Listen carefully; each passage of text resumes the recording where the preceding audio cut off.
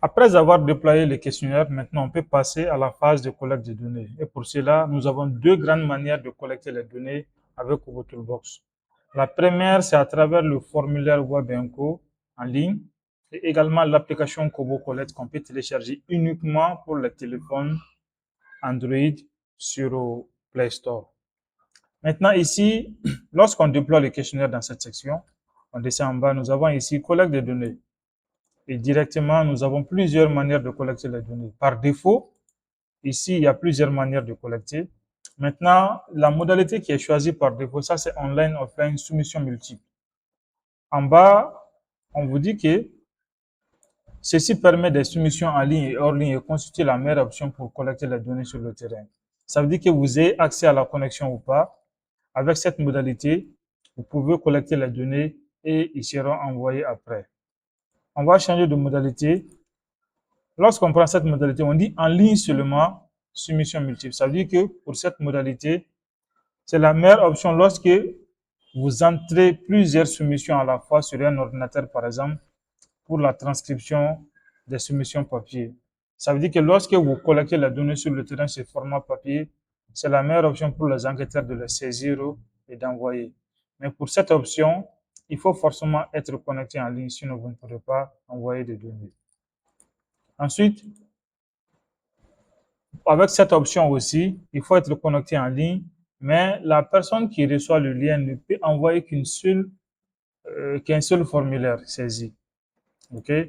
Et lorsqu'on change de modalité, on dit en ligne uniquement une soumission autorisée par répondant. Ça veut dire que pour cette fois-ci, le lien que vous envoyez, ce lien n'est valable que par répondant. Même si le répondant le transfère, on dit ceci permet à votre formulaire d'être envoyé une seule fois par utilisateur, en utilisant une protection de base pour empêcher le même utilisateur de soumettre plus d'une fois. Donc, ça veut dire que celui qui reçoit le lien ne peut le soumettre qu'une et une seule fois. OK? Donc, on va voir la différence avec le cas précédent. On dit qu'il permet une soumission unique et peut être associée aux paramètres pour rediriger l'utilisateur vers une de votre choix après l'envoi du formulaire. Donc, c'est presque la même chose, mais cette fois-ci avec redirection. Ensuite, nous avons le code de formulaire web. Donc, on dit utiliser cet extrait de code HTML pour intégrer ce formulaire web à un autre site web. Donc, ça veut dire qu'à travers ce lien, on peut intégrer le formulaire. Par exemple, si vous avez un site web, vous pouvez intégrer, c'est à travers ce lien-là que vous pouvez intégrer le site, ce formulaire précis. Voilà, il y a des sites web sur lesquels on peut vous demander, par exemple, de nous contacter. Il y a un petit formulaire qui est ouvert et ceci peut être la manière de connecter que vous collectez à votre site web. Ensuite, on dit afficher seulement. Cette option permet d'envoyer le lien du formulaire à quelqu'un, mais la personne ne peut pas envoyer de données. Il peut seulement apprécier le questionnaire, par exemple, faire ses retours d'informations, mais ne peut pas du tout envoyer de données. Par exemple, pour ce cas précis, on va copier le lien et puis on va voir. OK? Donc, vous voyez, vous pouvez seulement regarder. Donc, tu vois, vous pouvez saisir les données. OK?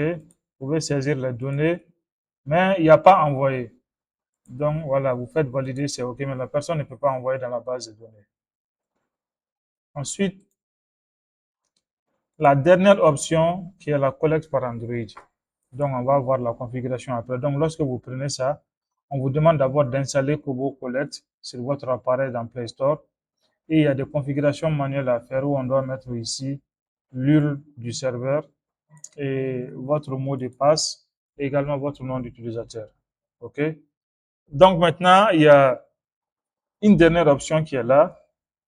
On dit autoriser la soumission sans nom d'utilisateur ni mot de passe. Lorsqu'on ne coche pas cela, le lien ici, à chaque fois que vous changez de manière de collecte, vous pouvez copier le lien et l'envoyer, par exemple, le mettre dans un document Word, ou bien même le partager par WhatsApp, ou bien, voilà, par quelqu'un d'autre, par n'importe quel moyen que vous voulez.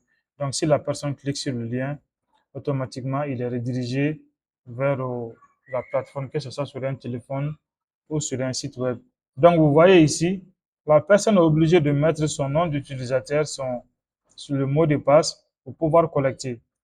Maintenant, pour éviter cela, que cela ne s'affiche, vous avez la possibilité ici de cocher ça. Autoriser des soumissions sans nom d'utilisateur ni mot de passe pour ce formulaire. Donc, si vous cochez ça, vous copiez le lien et vous l'envoyez à la personne. Donc, à travers ça, la personne pourra collecter les données sans pour autant mettre son mot de passe ou nom d'utilisateur. Donc, vous voyez, directement, on est venu sur le questionnaire. Et lorsqu'on le renseigne, automatiquement, on a la possibilité d'envoyer les données dans la base. Donc, cette fois-ci, ce n'est pas seulement affiché. On peut le sauvegarder comme brouillon, si on veut, ou bien on fait soumettre. Et si on fait soumettre, on dit que l'application a été soumise avec succès. Donc, directement, ça va dans notre base de données. Et après, on va voir comment est-ce qu'on pourra extraire les données dans Pogo Toolbox. Donc, c'est tout pour cette vidéo. N'hésitez pas à commenter, à liker, à les partager dans vos réseaux. Merci bien.